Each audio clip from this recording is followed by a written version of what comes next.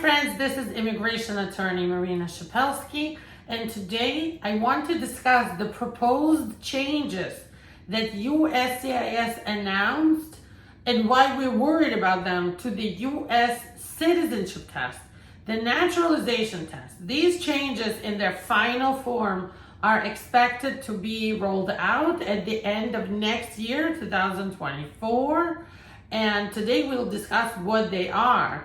But before I start, I ask you to please sign up to be a follower of our channels, hit the little thumbs up if you like this video, and please share this video at the end when you watch it to the end to see if your friends will probably find this information useful or your family members. Because US citizenship affects all of us, and both political parties in US, Democrats and Republicans, are looking for people to become US citizens and vote for them. So that is why when Trump was president, he was trying to push through this agenda against immigrants, and he made some changes to the test and it made it very difficult. But as soon as President Biden took office, he did away with all of that. And now we're back to discussing these changes. And I think they will finally update this test because it's been 15 years since the test hasn't been changed, and things have changed, things have, progressed over time. And after 15 years, USCIS is ready to add things, update things on this test. And many of my colleagues and I and advocates for immigrants' rights worry that the changes will hurt test takers who have lower level of English than American citizens or people who've been here for a long time. Remember, most people apply for US citizenship after 5 years of being a green card holder, which means they're not in America that long, and sometimes their English might not be good enough. So as you figured out, the first part of the new test will be a test about speaking ability. So the speaking section will be based not just on conversation as it is right now. Right now, it's mostly the officer at the interview talking to you about your application. That's how they test your English. They ask you questions already in the application. Going forward with the new test, they will be showing you a photo, and there will be a discussion, a speaking test about the photo. So they will be showing you photos of everyday scenarios and asking you to talk about them, describe them verbally. This new section aims to assess English language skills, but many people worry that it may pose challenges for test takers who don't speak such great English. Some people are much better writers and readers than speakers. Number 2, the civics questions might be in a multiple choice format.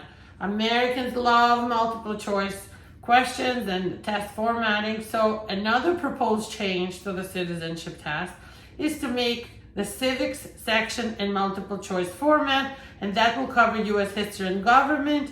It will be multiple choice instead of the current oral short answer format.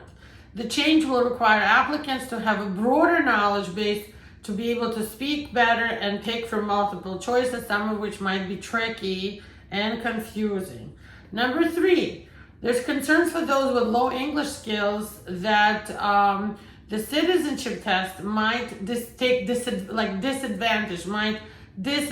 individuals who don't speak great English, and standardized testing is always hard for people. That's number 4 concern.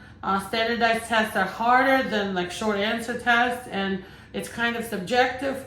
If somebody speaks well and the officer is the judge of that, it's going to be sort of subjective to see how well they speak and how well they describe a particular picture. Somebody might think that the person spoke well, another person might think they didn't speak well at all. It's very subjective. And we'll see what happens, but right now they're collecting public feedback and recommendations if this will work, right?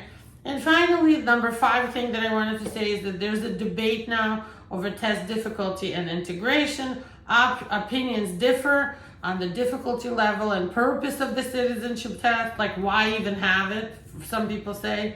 Some argue that the current test is relatively easier compared to some of the other Western countries where it's a lot more tough And some believe that it should be much stricter and people should really treat this as a real test. It's not hard enough.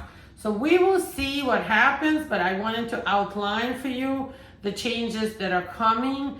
And although maybe not all of these proposed things will make it to the final version of the test, they're definitely talking about adding the speaking version and the multiple choice format for the civics part of the test.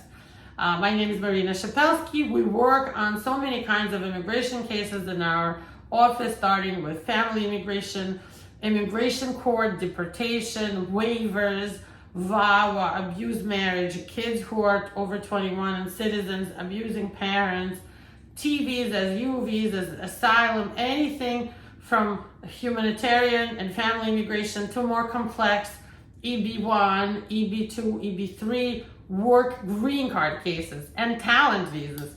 Give us a call if you have a question in any of these areas. We have attorneys who will do a paid consultation with you and give you a plan of action and start you on a new life in the United States with legal status. Bye-bye.